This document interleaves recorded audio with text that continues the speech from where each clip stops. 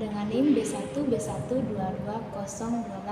Saya dari program studi S1 Administrasi Rumah Sakit, Fakultas Teknologi Kesehatan, Universitas Megaris I Makassar. Di sini saya memenuhi tugas dari mata kuliah Pendidikan Bahasa Indonesia oleh dosen pengampu Ibu Runi Mehirati, SSI, M.Hum. Oke, langsung saja simak videonya. Di video kali ini, saya akan membahas tentang fungsi dan kedudukan bahasa Indonesia. Untuk itu, mari kita belajar untuk mengetahui fungsi dan kedudukan bahasa Indonesia. Namun sebelum itu, kita perlu mengetahui apa itu bahasa atau pengertian bahasa.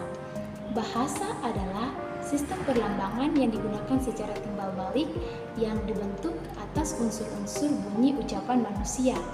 Kemudian, fungsi utama bahasa ialah untuk memenuhi kebutuhan komunikasi antar sesama manusia.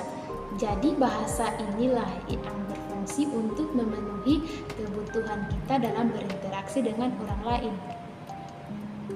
Kemudian, bahasa ialah alat komunikasi yang paling dasar yang dimiliki oleh setiap manusia melalui kemampuan alamiahnya untuk dapat berinteraksi dengan orang lain. Lalu ada 3 unsur yang menunjukkan bahwa bahasa sangat terkait dengan perkembangan budaya. Yang pertama yaitu bahasa sebagai unsur kebudayaan. Yang kedua, bahasa sebagai penanda stratifikasi sosial. Dan yang ketiga, bahasa sebagai simbol budaya suku bangsa. Nah, dari semua itu, fungsi bahasa ialah untuk mengungkapkan kepercayaan dan pengertian kita dalam bentuk lambang yang dapat dipahami dan ditafsirkan oleh orang lain.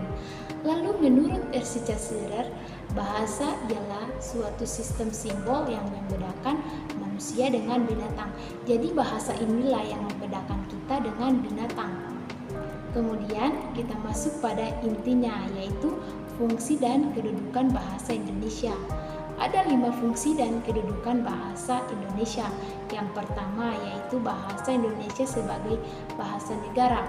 Berarti bahasa Indonesia adalah bahasa resmi.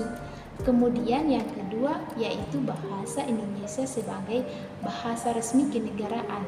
Seperti apa itu? Nah, seperti dalam naskah proklamasi, Undang-Undang Dasar, Pancasila, dan semua yang bersifat kenegaraan itu haruslah menggunakan bahasa Indonesia yang baik dan benar. Kemudian yang ketiga yaitu bahasa Indonesia sebagai alat pengantar dalam dunia pendidikan. Nah, seperti apa itu? Seperti dalam buku-buku pelajaran, majalah, dan dalam media cetak apapun haruslah menggunakan bahasa Indonesia yang baik dan benar. Contoh lain seperti dosen saat mengajar dengan mahasiswa, guru saat mengajar dengan siswa, semuanya itu harus menggunakan bahasa Indonesia yang baik dan benar.